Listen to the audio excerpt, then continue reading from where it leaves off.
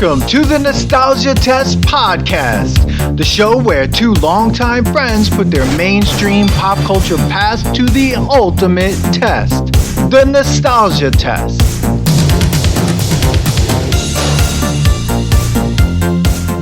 worries, man. Let's do it again. I feel like I've had 2 hours of sleep for the last 5 days. I hear you.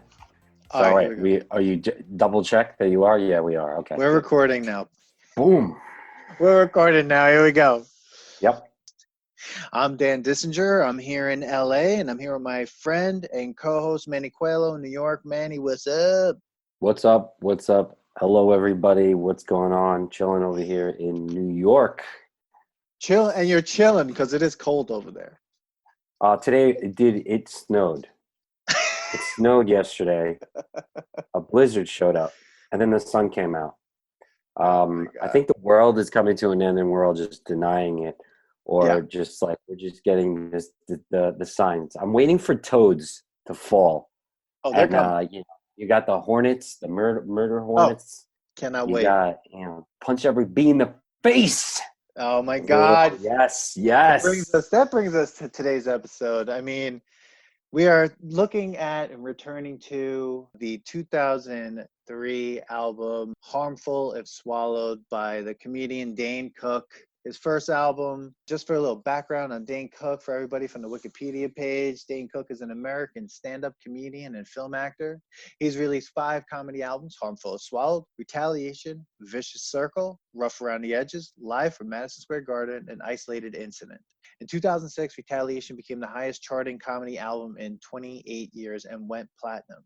He performed an HBO special in the fall of 2006, Vicious Circle, a straight-to-DVD special titled Rough Around the Edges, which is included in the album the same name, and a Comedy Central special in 2009 titled Isolated Incidents. He is known for his use of observational, often vulgar, and sometimes dark comedy. And he is one of the first comedians to use a personal webpage and MySpace to build a large fan base.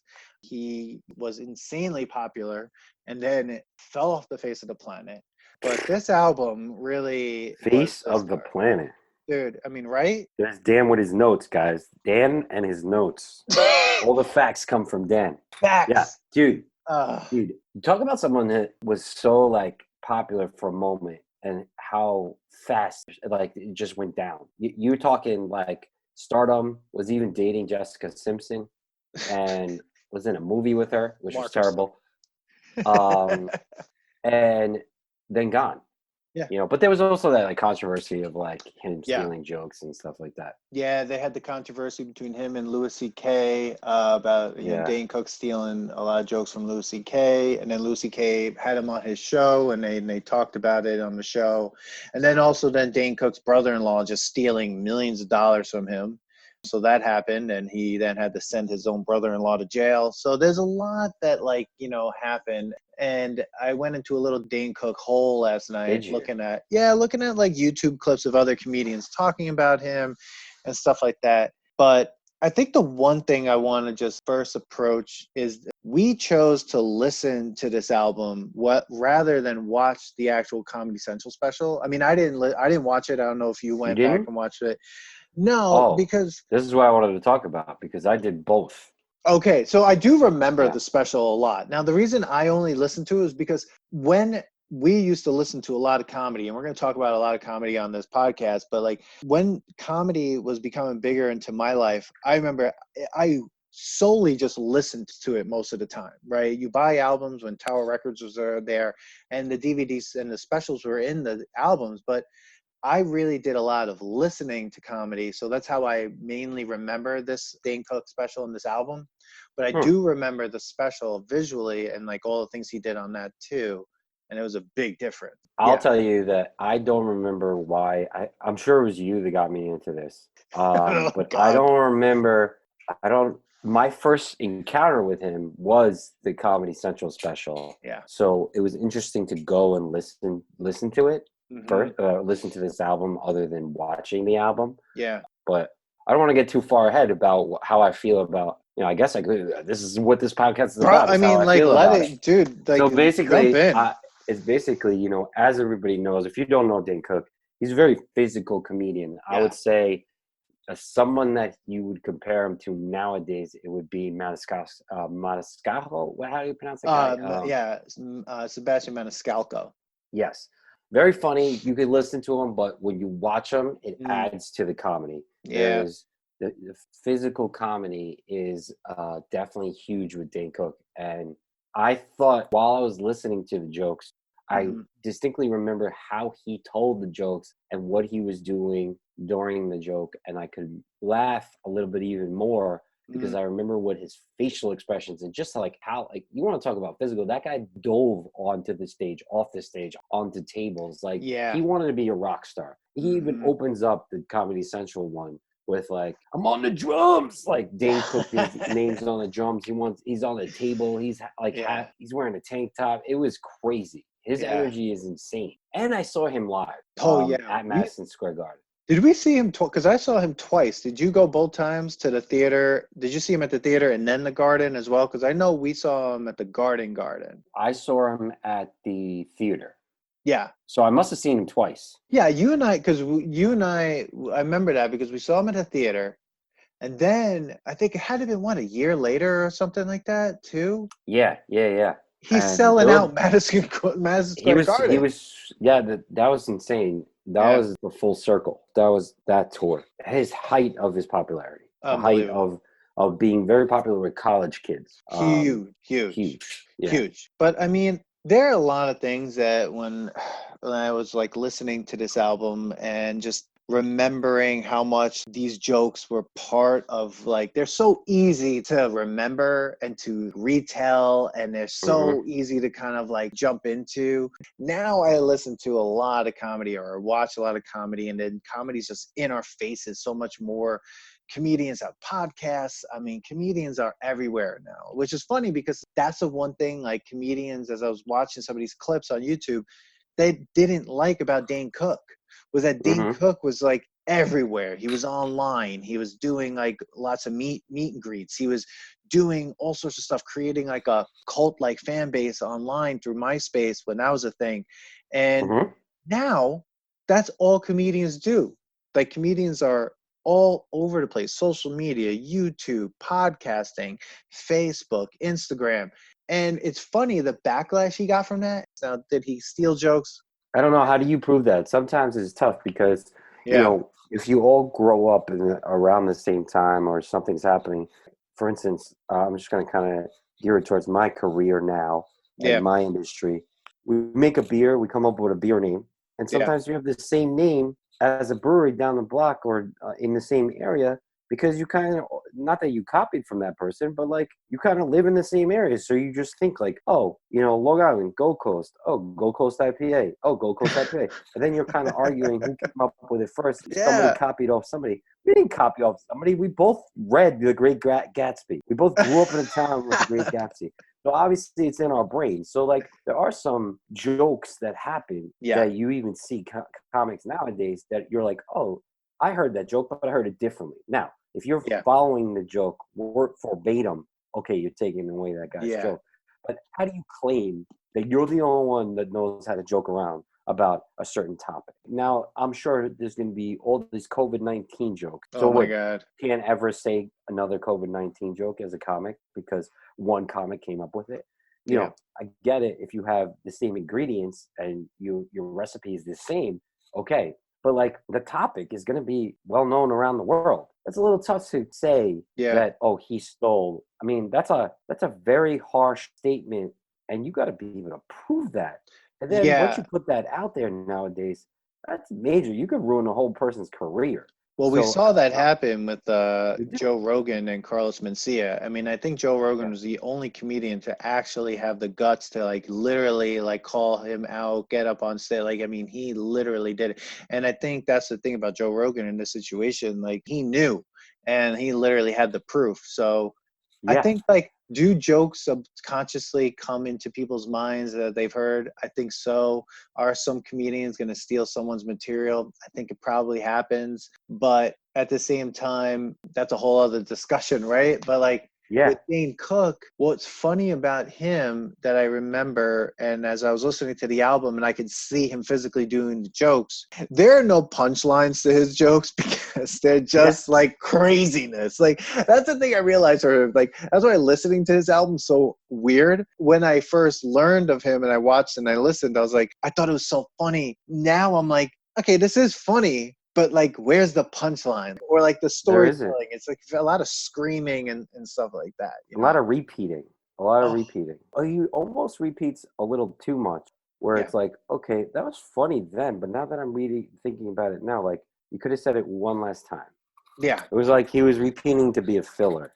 yeah. Again, this is one of his first albums, so he was training, I guess, too. One of his You first know, albums. But I one thing can't I go. just want people to understand is that Dane Cook was not an overnight success. Everyone was like, "Oh my God, Dane Cook is so famous now." It's like he had been doing comedy since like 1990 or whatever, and so before "Harmful of Swallow" came out, that's like 13 years of comedy. Now I don't know anything about being a stand-up comedian, but 13 years is 13 years, right? Like that's a long time. That's a lot of time to like start comedy and then get to that point and then become famous. And it's not like when you get famous, you're going to say no. He came from a poor family, all these things. So there's a lot about Dane Cook's history that plays into him wanting to be as big as he possibly wanted to be. We see that. Plus, I mean, you know, there's been a lot of big comedians, you know. So what were some of your thoughts as you were listening? Like, how were you feeling? Like, or what were the things you were thinking about? And did you enjoy it? Do you feel like as much as you used to enjoy? Or even when was the last time you even listened or heard or watched this?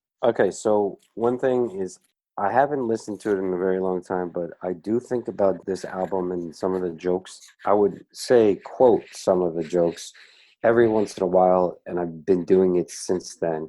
But yet I don't really think about it. I don't really miss Dane Cook. I kind of got over him pretty quickly. Just the way his life went, it sucks. Now that you're saying the hole that you went into, that what happened, and like Yeah. there's other things that happen in celebrity, you know, you become this whole big thing. And I'm sure he wants to go back to just being a stand-up comedian, but then once you get to a certain level, then he had to be in sitcoms that sucked, and he probably had like bad choices being made by his agents or whatever it may be. But I do have to say, I do repeat Christ checks. I repeat punch a bee in the face. You know, I remember him doing the snake thing, and then like the cheetah thing. So like a lot of it, yeah, I enjoy, but I don't ever think, oh, if I'm sitting around, I'm like, oh, why don't let's do a comedy album? That doesn't come up. No. The only reason why I listen to him is because you were like, let's do an episode on it. So Yeah. that's the only reason why. Weird, but yet I quote him, Mm. and of course Mitch Hedberg, just because like it is very observational. Like the floor on the parking lot, the punch every bee in the face, because people talk about bees, and especially recently with the stupid hornets. There's definitely things that very mainstream, very basic, and he covered them, and like Yeah. you know, or like let me get my shoes. Where are my shoes? You know, with the car accident. So That was a like good bit. every time I look for my shoes, I say it that way. Where are my shoes? You know. Mm-hmm. So yes, he's definitely in my brain. It's back here somewhere. You know. Yeah. I say it. I don't know if anybody, you know, my wife and I love Dane Cook together, and we would listen and watch him for a while. So she knows the jokes that I'm making. I don't know if anybody else does, but I definitely do say his jokes or repeat this album specifically. Yeah. One thing is like how different the album is from the actual special that was on Comedy Central. There are jokes that aren't even on the CD. The Christ checks, that's not on the CD. When he does the impersonation of the alien from the movie Alien, that's not on the CD, which is obvious because it's a visual. No. The thing on the cross, that's not on the album because that's a visual. The snake, Yeah. that's a visual. There's like so many visual jokes that he does, so much like physical comedy that wasn't on the album. It was so weird to experience because even the album was physical. So I was just like waiting, you know, like when he does that bit about the car accident and he's like, hi, and he's like, I was thinking in the sign and all the physicality. I mean, I'm doing When he things goes, in a like listening okay, meeting. yeah, Like no one yeah, can see me, but I'm sitting there like my arms and he's like, and his like facial expressions just change over and over again. When you hear it, hmm it's like, Exactly. And I think that album didn't work. I mean, I don't think, yeah, it's tough. I mean, that's why it's called stand-up comedy. I think a comedy album is different than a stand-up comedy album. An Adam Sandler comedy album is a different type of comedy album than a stand-up comedy that's just being recorded. Because, like, Yes. a lot of stand-up comedies that are physical, you need to watch it. I'm Yeah. sorry. Even the opening of the Comedy Central versus the album So is different. He walks in, he's crazy, he talks about, like, let's hear it! And he compares comics and rock stars. And then just like the alien part, the Christ checks, the you want to be a snake, the D&V, like everything needed to be seen. Everything needed to be seen. You need to watch this album. Yeah. First I listened to it and then I watched it. And I was like, even while I was listening to it, I'm like, no, we're missing Christ checks. We're missing the whole being Catholic and going to church and doing that. You know, I do that he's like, all what is this? You know, and I was like, you need to see that to get the joke. Because if I said that to you, you'd be like, what did he do that everybody's laughing about? Yeah. You know, there's a thing Mitch Hedberg did when he did Mitch Altogether. And he was like, oh, the people who are listening to this, they didn't get what just happened because something happened physically. And he realized it was funny to those people because it was physical. And Mitch Hedberg wasn't a physical comic. So you could listen to Mitch Hedberg. Yeah. But he did one thing, and he actually had to tell the album, like, you know, this wasn't for the CD joke. But Dane Cook is made for visual. Oh, like, dude, he was laying on the floor. Yeah. Laying on the floor, and he's like, he even talked to the camera at one point. He's I like, remember hello, that. Yeah. this is my comedy special. Won't you join me? Yeah. You know, he's like, what are you doing, guys? Making black tar heroin? Like, it needed to be seen. Yeah. The jokes were good, but not unless you've seen him before. Like, if it was the first time you heard him, you'd really need to be into him. I don't know if that would grab you. It was hard just to listen to because I see what you're saying. Like, you would have to be really into him as a person, his personality without seeing him. I was just like, I don't know if I can keep going. You know, that whole story about when he was sharing the house with his girlfriend. That's not on the album. That's in the special. It's weird that it's not in there. And given the finger, because that's like not you on said, it. Yeah. Like, that's on the album, but it doesn't make sense because it's like you can't see what he's saying. You know what I mean? I think it was not in the special because it's a Comedy Central special, and you can't have the finger in the Comedy Central special. Oh, so like on my DVD, there's two cuts. There's the one that aired, and then there's the one that didn't air. There's one that's an uncut, unaired version. So even that, like, even when you do the Mitch Hedberg album, right? The Mitch Hedberg album, like Mitch Altogether or whatever, there's two versions of the Comedy Central special. There's a 75-minute version that's like he goes all the way through, gets like no reactions from people, goes into old material, and then now that he's done, he's like, I'm gonna do 25 more minutes or whatever, and he keeps going. And so like he does this whole thing, which is like, other than that, one of the more genius like acts I've ever seen. But like Dane Cook, what I realized was, and I'll say my first point, had no punchlines, has zero punchlines. No. And no it's like punchlines at all. Observational humor that was really weird. You know, when you hear it, you're just like, okay, yeah. Like, I didn't want to be a fireman. I wanted to be a spray man. And I'm like, yeah, that's funny. But no, like, I thought that was funny. He's like, I make it look like rain. You felt like rain. So I thought that was funny because I was like, when you're a kid, you were like, I'm the best at this, right? But you needed to see it because it's like that was his punchline. His punchline was the physicality of it. When you heard the joke and then you see it, that was his exclamation point on the joke. Let's move on.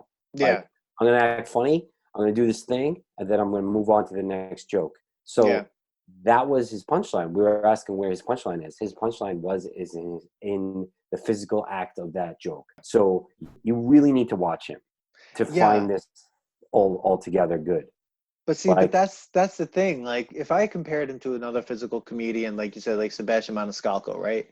But I still think with Sebastian Maniscalco, when I hear him, it's funny because he's got really good vocal inflection. Like, he does a joke about Vegas when the guy comes out with 4 Band-Aids on his foot, and he's like, what is under there? He's like, after the first Band-Aid, isn't it a hospital visit? You know what I mean? It's like, there's a punchline there. But with Dane Cook, the punchline, you're right, it's like, it's a physicality. That can only take you so far, I think, as you think about where the actual punchline can go, but also like what type of long lasting value that it's going to have as well, right? Because it's like it's not timeless. You can't have like a non punchline joke that's timeless. Yeah, I mean, you also have to like, it's tough to think about this nowadays, but the medium changes all the time. So it's like, well, now you got people who just listen. There's people who like to watch. I mean, back then, I guess you didn't really think about it. It's a Comedy Central special, and then it's like,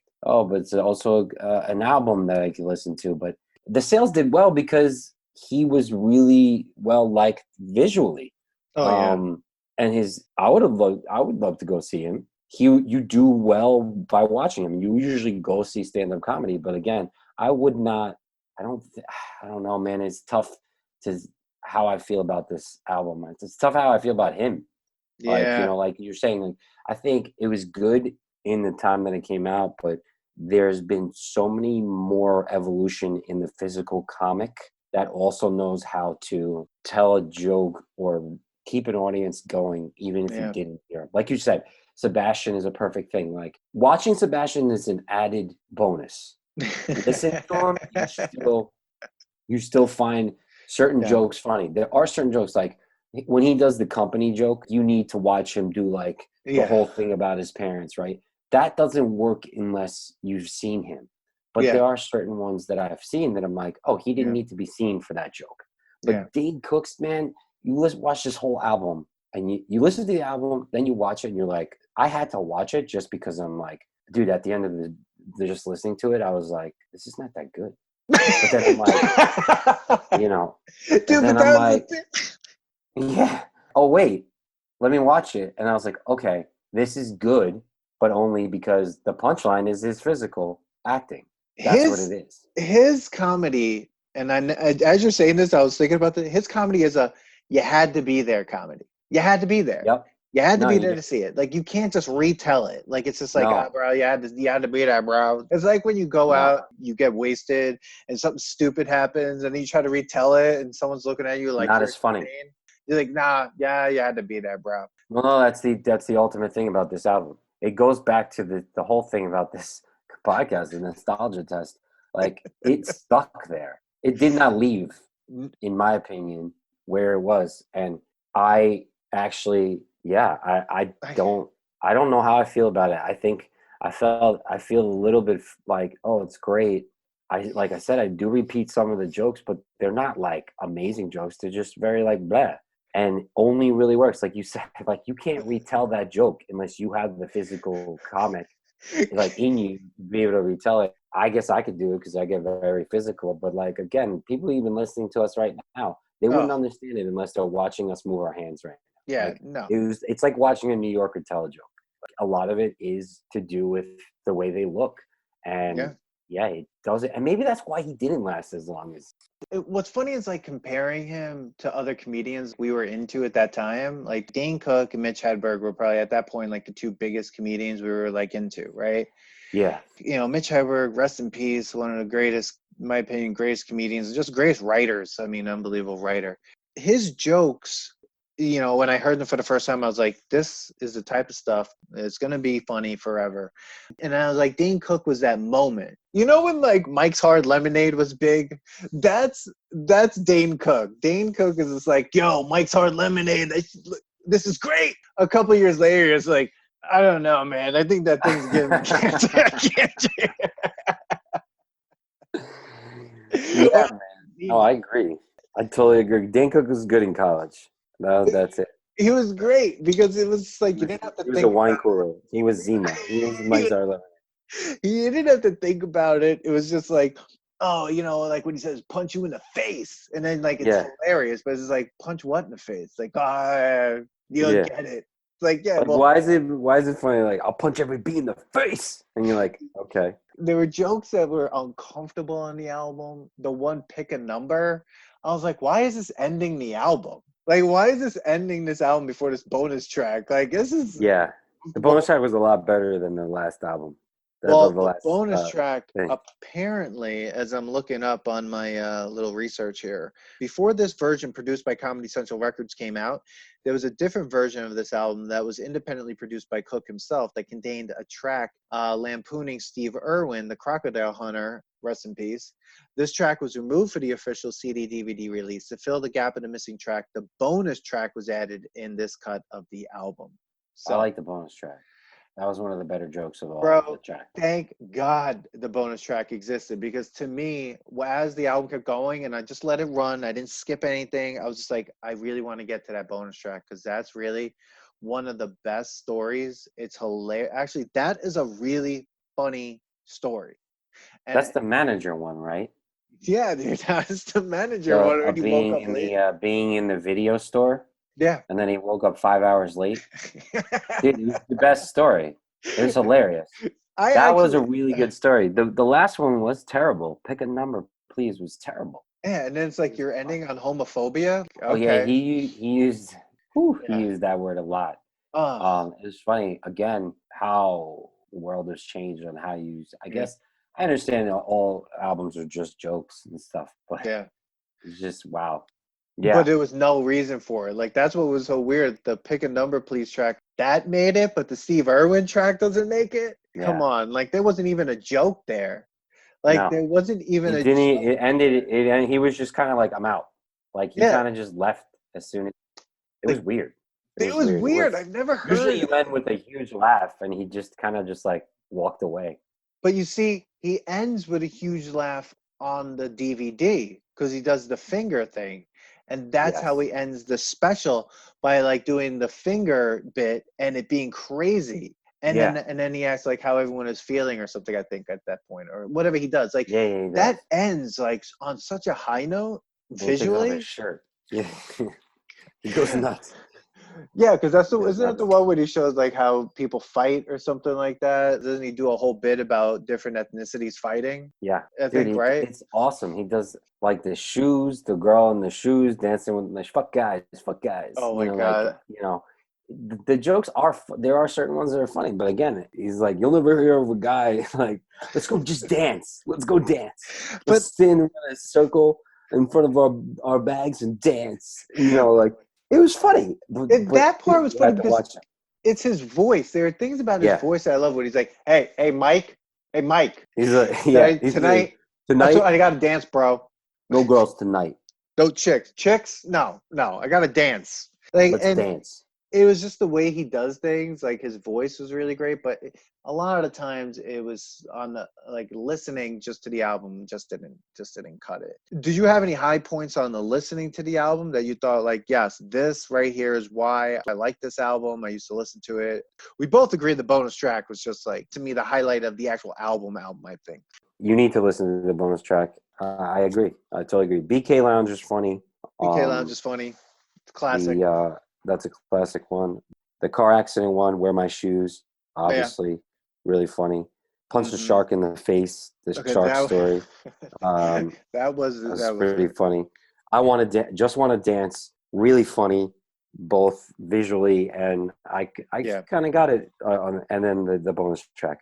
Other than that, all okay. Like Don't Tickle Me was funny. It didn't hit me the same as like when I like first heard it, but I know No. visually the Don't Tickle Me joke is ridiculous. But I feel like comedy has to be able to live audibly and visually. Even though Mitch Hedberg wasn't a physical comedian, because he's so understated, he was doing something physical at the same time because he just like would stand there like just this guy standing on the stage. There was something being done that in the not anything happening, where like Yeah. Dane Cook, everything is happening, but like to listen to it is almost like I have no clue if I'm enjoying this anymore. I felt like I don't know. I feel like I need to drink like a natty light in order to like really like that. I was just like, do I want to do that right now? I struggled through it, so unfortunately, Oh I mean, God. I guess this is it. This is it. Did it pass your test, I mean, the nostalgia test? I guess what I'll say is this. It's been a long time since I've listened to this album. I guess because I'm listening to so many other things like comedy wise, but also podcasts as well. And then I started getting into other comedians like Bill Hicks and after Mitch Hedberg, and like I was listening to a lot of Bill Hicks, and then Bill Burr, and Oh yeah. Lewis Black, and Brian Regan. I mean, there's so many other comedians I'm listening to right now, and like Kathy Madigan and stuff. But like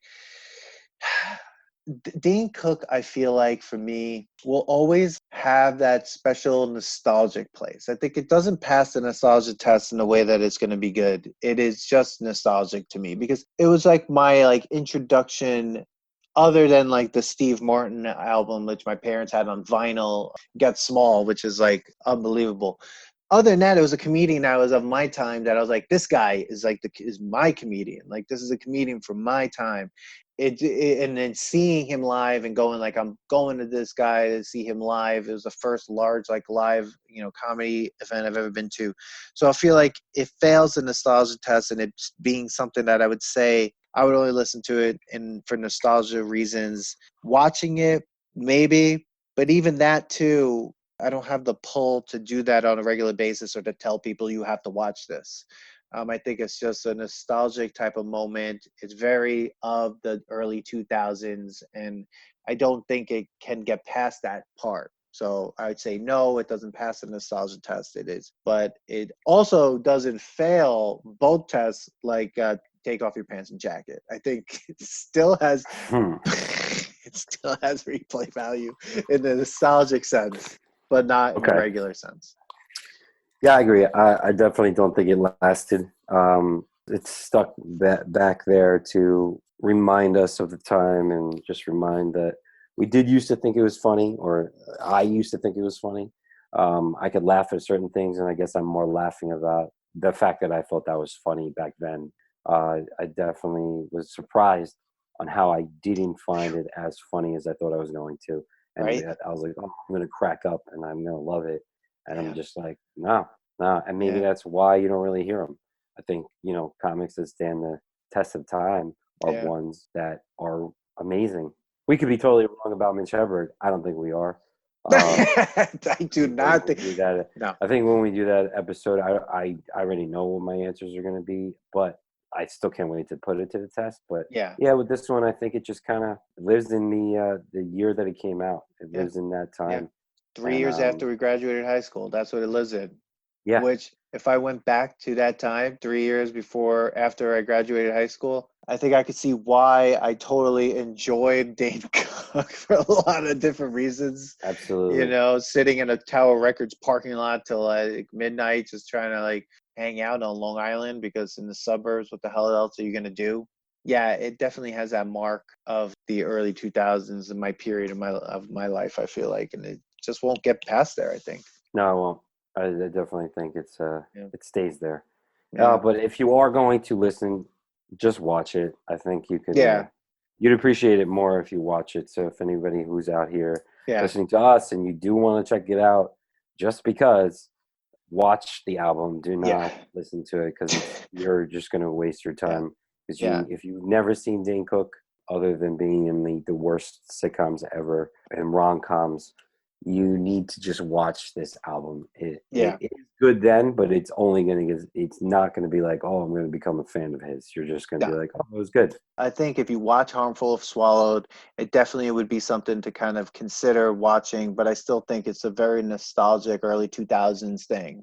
Just the delivery of the Hmm. jokes, the way he is, the everything about the early 2000s, I feel like he encapsulates in everything he did. And I don't think like Hmm. you can get out of that. And actually, to tell you the truth, and like I don't know if I would ever revisit much of his other work after that too, even though like it was so popular. I don't know. There are moments on those albums that I'm just like, would I go back and listen to Retaliation and stuff like that? Because I have that too, I think somewhere. I don't know. Because I don't really even remember a lot of what he even did at the live performance. But he did have that crazy HBO special, which would made him even more popular. Not HBO special, he had like a series or something where he was traveling with the people from the tour, I think, right? Wasn't there some sort of tour thing he did on HBO? Yeah, Gary Goldman was in that and stuff. Oh my Yeah, he God. did Yeah. an HBO special. Yeah. He did some crazy. He made them do some crazy things. Yeah. Yeah. Yeah. So, yeah, if you're going to check out Dane Cook, make sure you're watching him. It definitely will make you understand what was so good about him, but I don't think it's something that I would say gets out of that nostalgic early 2000s space for me. Nope. Well, everybody, thank you so much for tuning in to another episode of the Nostalgia Test. We look forward to another episode coming soon. Manny, any final words? Punch every bee in the face. There you go, everybody. Punch every bee in the face. So, and Christ checks. Start Christ. your day the holy way. Everybody, thank you so much.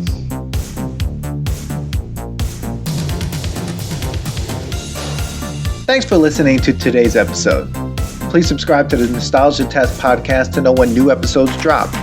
Don't forget to leave us 5 stars and a positive review so more people can find the podcast. Share your thoughts and memories on today's topic on our Twitter @NostalgiaTest and on Instagram @TheNostalgiaTest. Tune in next time because you never know what pop culture will pop up on The Nostalgia Test.